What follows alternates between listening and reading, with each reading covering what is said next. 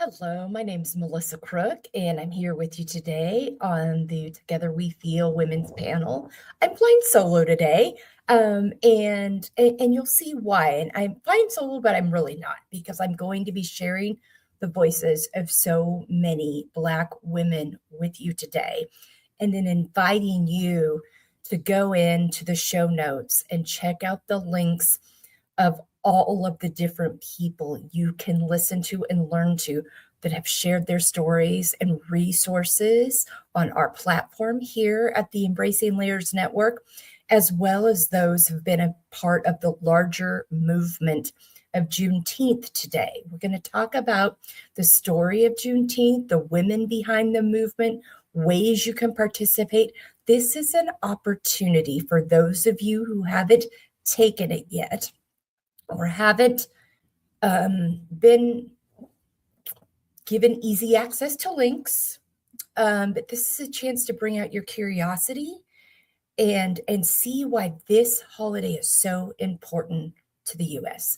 and so important to celebrate all of us together. This is not just about, that's not the right way to say it. This is not only about the freedom of slaves in our country and honoring the day where it finally took place more than 2 years after it was declared to be law in the U.S. It took that long to reach the people in Galveston, Texas. And there was some intention behind that by white people and slave owners and those in positions of power that didn't want this to go away economically. And there's a whole history about that. Go visit the 1619 Project. It's linked. It's going to give you the whole actual history. And it really bothers me. There's been so much polarization around this conversation because these things are part of our history. And just because it involves recognizing horrible things that many of our ancestors were part of doesn't mean it's not part of the history. It's all part of the history. It's an opportunity to learn. It's an opportunity to unlearn lack of truths that we have been told out of fear, out of lack of a full understanding and education of all the things that happened. We have a chance to learn and grow and be healthier and stronger together. And so in this time in the United States where we are living among so much elimination of history, take this opportunity to actually embrace and learn and realize the impact that this had on our country, the impact it's still having today, and what you can do to be part of it being healthier and stronger moving forward. What we can do, we can never right the wrongs, but we can make sure we don't continue to make the same tragic mistakes, the same tragic biases, the same tragic racism that has existed over time. So take this opportunity this week to learn about what this means for all of our freedom, to embrace the opportunity to celebrate and understand why this is for so many people in this country. They embrace this as their day of independence, as much of or more so than the 4th of July, because for many of these people for anybody that was enslaved, they were not free on Independence Day, the 4th of July. So Juneteenth represents that for those that were enslaved, the Black people across this country that built the country was built on their backs. So take this opportunity to learn. There's so much I've learned. There's so much I didn't know. I literally had barely heard about Juneteenth until I lived in Texas from 2019 to 2023. And when I got to Texas, it was a state holiday. And it did not become a federal holiday until President Biden declared it so in 2021. So I started learning about it and realizing all the pieces. I'd heard of it, but didn't really understand it. And it was such a great opportunity to learn. If you live in West Texas, I lived in Lubbock for 4 years. If you're in Lubbock, take an opportunity to visit the East Lubbock Art House. Their founder and executive director, Daniel Demetria East, she's been a guest here with me on the podcast. She's appeared on some Instagram lives. If you go to season 1, you can find her episode, and it's also going to be linked in today's show notes. Check out all that she's doing in Lubbock to be part of knowing the history, including Juneteenth, but history period. And also today, what resources are available for Black and Brown children in the community. And she opens it to everyone. It's an opportunity to learn. It's an opportunity to grow. It's an opportunity to unite and be part of something collective and hopeful and accountable. So this is something I'm very passionate about. I'm going to share, there's many articles shared in the resources part of the show notes today. I also in 2024 did a radio show on our Embracing Layers radio show that we had on internet radio on 360 Talk Radio Network for Women that year. I did a history of Juneteenth episode on there. That will be linked. You can get it in our Substack archives. You do need to be a paid subscriber to have access to it. It's $5 a month. You get access to all of our archived and anything older than 3 months, podcast episodes, panel shows, lives, book clubs, all of our whole radio show archive, newsletters, anything like that, you get access to as a paid subscriber. And that is included in that. That's linked with all of its resources. And some resources I'm going to share with you today. I'm going to read from some things. Those will be linked as well. And then I'm going to link the incredible Black women that we've gotten to hear from. We are in our 10th season of the Feel podcast as part of our network here right now. We're having our 5-year anniversary celebration on July 14th, but the women from the Black community and a couple of men too, who have shared and been part of this experience with us, their shows are going to be linked in our show notes today. Take the opportunity to go back and listen and learn and share their resources and see and learn more about their contributions. And if you haven't done that already, do it again. But there's also going to be but this is an opportunity to learn. This is an opportunity to grow.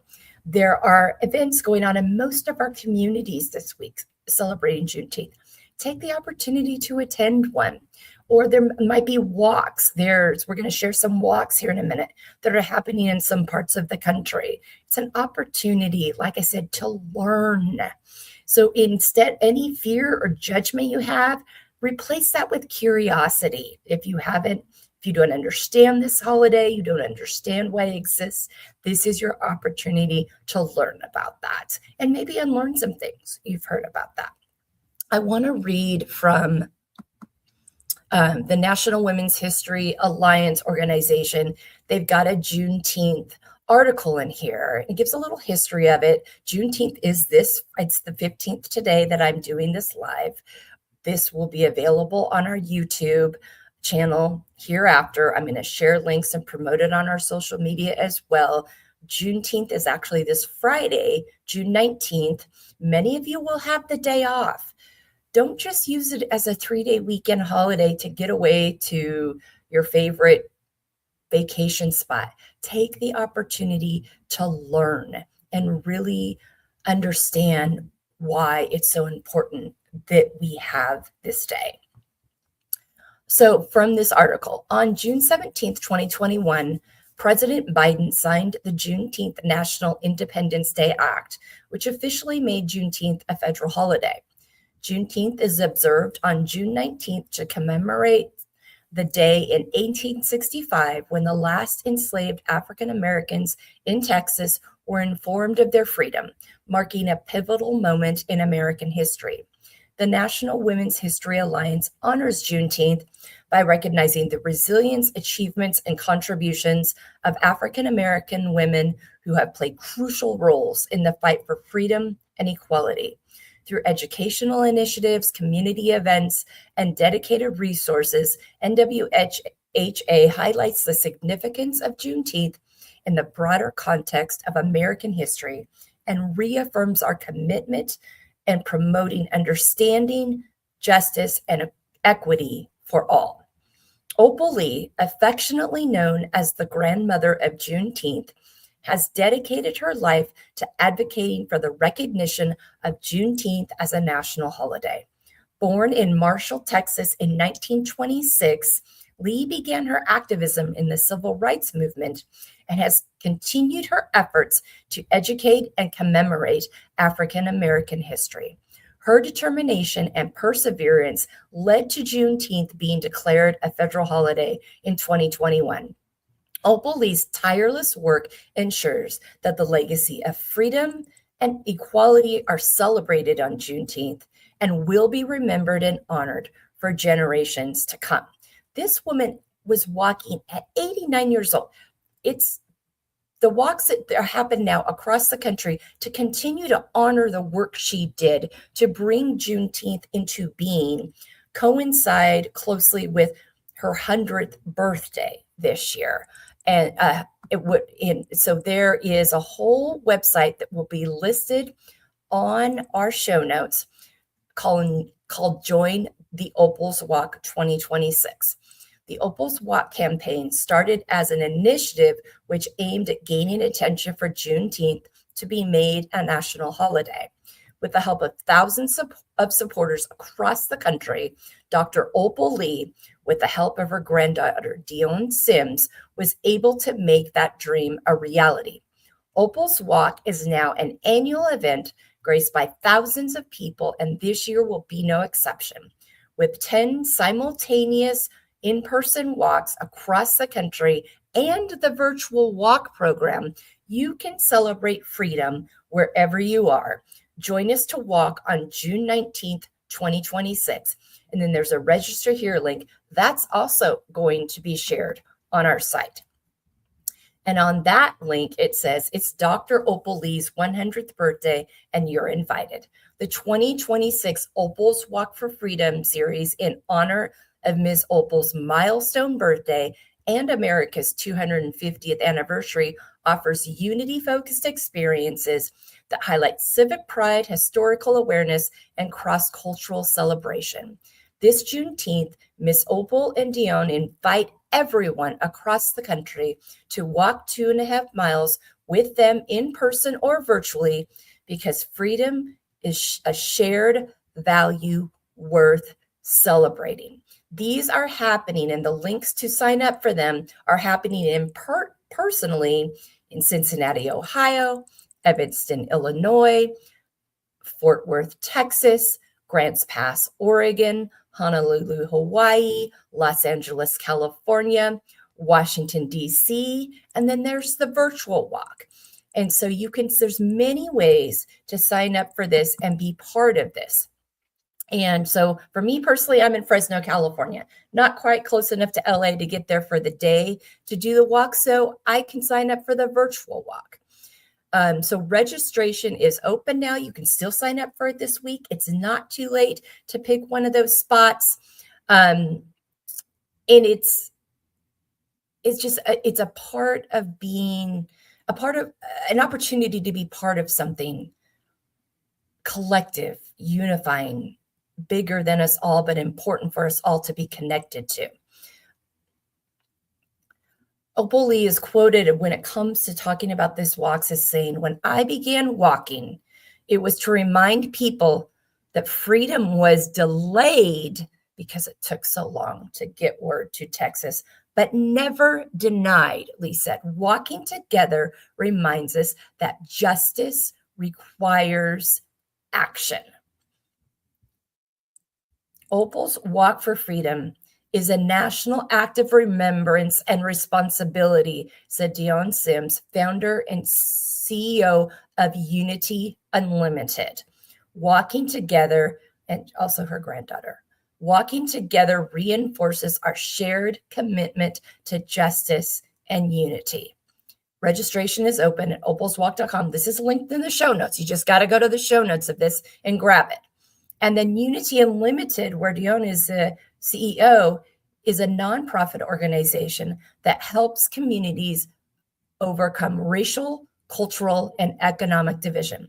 The programs they produce support their missions of human dignity through education, resources, and opportunities, including initiatives such as Juneteenth Strong, a month-long event series celebrating freedom with our brand ambassador, the grandmother of Juneteenth, Dr. Opal Lee. So that I'm going to link that as well. Unity Unlimited will also be linked in our show notes. So I wanted to share those opportunities you can take right now to be part of this and learn more and be part of this collective celebration, honoring, learning, all of those things. So check that out. I think it's something really, it's a great, if this is new to you, this is a great opportunity as an entry point. If it's not new to you and you know about it, it's a great opportunity to get together with others, whether it's in person and virtually, and honor this day and its history and this incredible woman who was such a force and so committed to making this happen. And if you ever think, you're too old for something, no. As long as you're walking and breathing on this earth, there are possibilities and opportunities for you to be engaged with and make happen the things that you are passionate about. So such an important piece there. All right. I want to read one other article about Opal that's on oprahdaily.com, and that will be linked also. The grandmother of Juneteenth knows exactly how change happens. At 89, Opal Lee started marching across America to make Freedom Day a federal holiday. It's known as Freedom Day, Emancipation Day. These are all names that go with Juneteenth. Now she's sharing what the journey taught her about courage, curiosity, and keeping the faith. When you strip the story down to its bones, the earliest Juneteenths in Texas were acts of memory and hope. People gathered to say that at the end of slavery was worth more than a sentence in a book. It was worth a full day off the fields. It was worth a plate loaded with barbecue and a cup stained red. It was worth saving up. And there's a link to a cup stained red that you can learn more about what that means in this article. It was worth saving up to buy land and teaching a child like me, Oprah referring to herself, to say the date out and know why it mattered.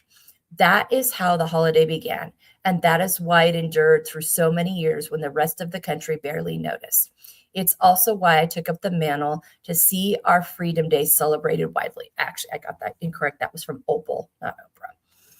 Growing up in East Texas, we celebrated Juneteenth every year, and I assumed the rest of the country did too.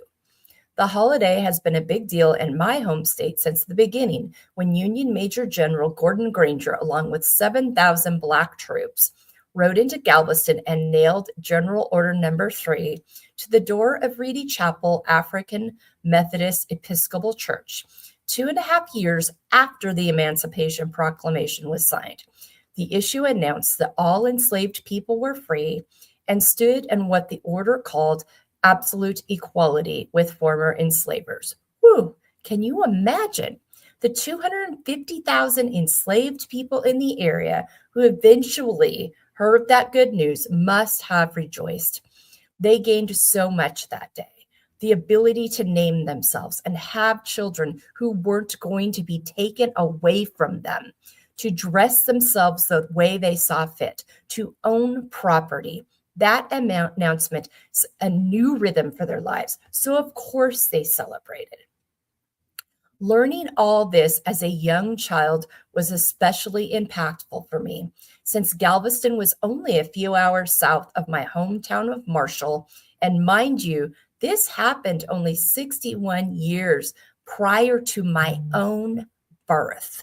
Think about that for a minute. It's just not that far away. And there's still so much happening. And this is why I'm not reading from the article at this moment. I want to just take a moment to comment the importance of learning this, the importance of what Opal Lee is sharing, Dr. Opal Lee is sharing in this article, why it's important to recognize and celebrate this, what this meant for the Black people that were enslaved and the Black people today whose ancestors were enslaved, and for all of us.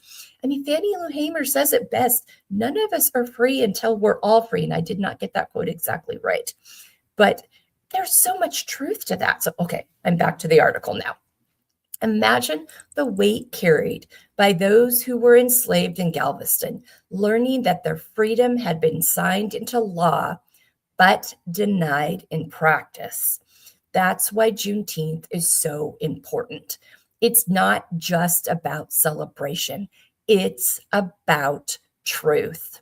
It's about honoring those who were enslaved and recognizing the resilience it took to carry on. It's about teaching the full story of this country, not just the convenient parts. So, why was this moment, which tells the real story of freedom in America, still not being recognized nationally, even in the 21st century? That question became a burden I couldn't shake. I knew Juneteenth needed to be more than a local or regional observance. I believed it should be something children all across the nation could see on a calendar and learn about it in schools. So I made a decision. At 89 years old, I laced up my walking shoes. When we finished up our Juneteenth celebrations in 2016, I gave my granddaughter, Dion Sims, and other family members the shock of their lives. I got it in my head that if a little old lady in tennis shoes walked from Fort Worth to Washington, D.C., to ask President Obama to make Juneteenth a national holiday, somebody just might take notice. Of course, there was some pushback. Dion was especially concerned. You do know it's 1,400 miles to DC with 2.5 miles a day. Obama will be gone by the time you arrive. I ultimately would not walk the whole 1,400 miles from Fort Worth to Washington, D.C. in one stretch. My knees wouldn't have allowed that anyway. But I did walk 2.5 miles in many cities across the country. 1 mile for every year that freedom was delayed for those enslaved in Texas. Hence why the walks today are 2.5 miles for the 2.5 years that was delayed. There I was walking 2.5 miles over and over again in city after city, just to remind people that justice shouldn't be late and history shouldn't be hidden. We also launched a petition to go along with the walk, an initial goal of 100,000 signatures. Surprisingly to some, petitions have always been one of the simplest yet strongest tools for people to be heard. Folks might not have money or a position, but they can put their name down to say, this matters to me. And there is power in numbers. In every city I walked in, folks came out to greet me. Some even walked beside me. So many of my sorority sisters of Zeta Phi Beta Sorority Incorporated came out to walk with me in different places. It was such a joy to see so many people join me on this journey. And it made me feel good that they understood the significance of my effort and were willing to put in their own. Others just waved signs or handed me water bottles. That was great too. So many people along the campaign were so grateful. You would have thought I had wings or something, the way people from every walk of life smiled and laughed with me along the way. I met children who told me they'd never heard of Juneteenth before, but now they'd never forget it. I met elders who wept, grateful to see our history finally getting the light it deserved.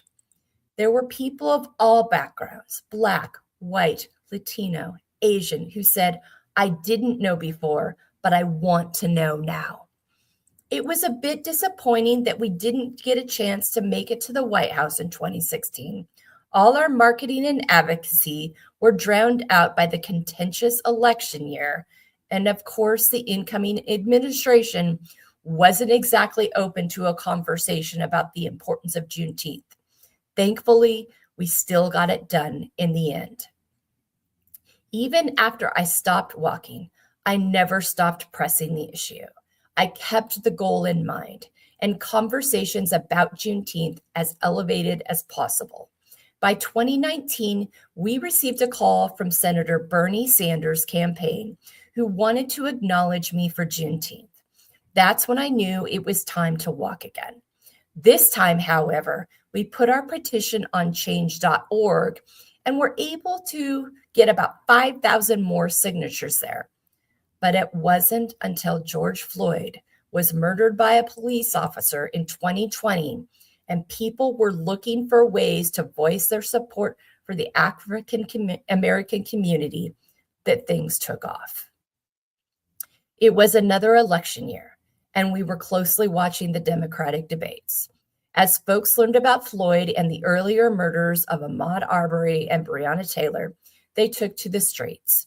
It seemed like so many people were looking for a way to channel their frustration with the injustices they were seeing, and in doing so, many of them found our petition.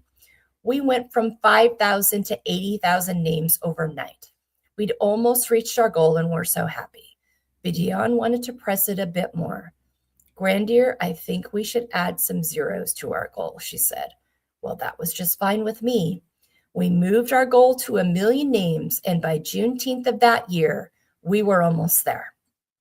That's when a couple of high-profile celebrities, including Pharrell Williams and Usher, got involved. Another celeb in particular said, I'm going to help you get to 1 million. And that's exactly what he did. 1.5 million people signed their name to a petition to make Juneteenth the 11th federal holiday. One reason we wanted Juneteenth to be a holiday was that it recognized the way our past drives our present. In 2020, people were marching for the same hope of freedom and justice that was delivered to the formerly enslaved Africans in Galveston just 150 years prior. In fact, I'm now pushing the idea that we should celebrate Juneteenth from the 19th of June all the way to the 4th of July. Juneteenth must stand tall beside the 4th, not as a replacement, but as a reckoning, a completion of the freedom story. I think that's brilliant. And I think many people are starting to do that unofficially. But boy, what a statement that would make if it was a national recognition from June 19th through July 4th for collective whole freedom. Whenever I say this to people, especially groups who have come to hear me speak, it's as if a ripple goes through the room. People get it. They recognize the connection between the two holidays and see the possibilities that can come when we acknowledge our shared history. And I know it's controversial to say, but I'm actually okay with all the ways Juneteenth has been exploited over the past few years. I'm happy when I see a Juneteenth sale or ads in the paper, not because I don't understand the way things are commercialized, but because I understand the power of naming a thing. If a Juneteenth sale creates curiosity in a person to find out what this holiday is all about, and as a result, they are educated about the history of this country and all the ways freedom's work must continue, then I take that as a win. I suppose that's a lesson I've carried my whole life. Sometimes before you can teach people, you've got to wake them up. You've got to show up in a way they can't ignore. Walk long enough and talk loud enough that the world must stop and listen. And when they finally do, embrace your mission, give them space to grow into the journey, even if their growth doesn't ideally look the way you'd like it to. This is why it's important to make yourself a committee of one. It really does only take one determined person to make a change. When you become such a person, you soon find people who deep down want the same things you want. People who might have been taught to hate might, by your example, learn the power of love. But you might have to be the one, like me, who takes the first step. Dr. Opal Lee, wow. Thank you so much to Oprah Daily for sharing that story and that article and that history. So powerful, so important. Can't think of a better way to wrap up this conversation than go to our links, go listen yourself, take this opportunity to dig in and understand and be part of this celebration. Be the one in your community, in your neighborhood. It says we're celebrating from June 19th to July 4th as a collective, but get to know the history. History matters. It helps us to learn. It helps us to realize the truth. It keeps us humble. It helps us to realize, boy, we did some really awful things in our history. And also, it gives me understanding now for how things are, the systems that are still based in those old narratives and stories, the systems that are still hurting those people that were enslaved, they're still hurting and impacting to today because the ability, the just blatant racism that still exists, the blatant inaccurate belief systems and harmful and horrible and cruel belief systems that still exist. And the mere fact that just math-wise, the freedom was behind the white American freedom. And so the impact for generational wealth and history, there's just so many pieces and parts of it. This is why it's so important. This fear-based mongering and these lies and deceptions that are told out there are so harmful. Get to know the truth. This is your opportunity this week. I've shared with you a remarkable article about this woman, Dr. Opal Lee, and her desire to be committed to making this a national holiday. But get to know the history, the full history of how we got here, and start understanding why it is we're here today and what you can do healthier, better, differently, one person at a time, to be the change, to speak up, to be part of, to continue to learn, to continue to unlearn. It's okay to be like, you know what? I know differently now. I'm going to do better. I'm going to do healthier. I'm going to be a part of impactful, meaningful, truth-based change. So thank you so much for listening to this conversation. Go to the show notes. That's really where the magic is. Reread what I shared with you, read those other links, share them with people, and go participate. Sign up for that walk, the Dr. Opal Lee's walks that are happening across the country. Walk that 2.5 miles, whether you can do it in person in one of those cities or virtually. Thank you so much for being with us, with me here on Together We Feel. Also taking the opportunity, I'll have links to our episodes from our incredible Black women who have spoken so much wisdom and truth and resource-filled stories with us. Go check those out, listen to those, share those, and take good care of yourselves. We'll be back next week with a Come As You Are panel here.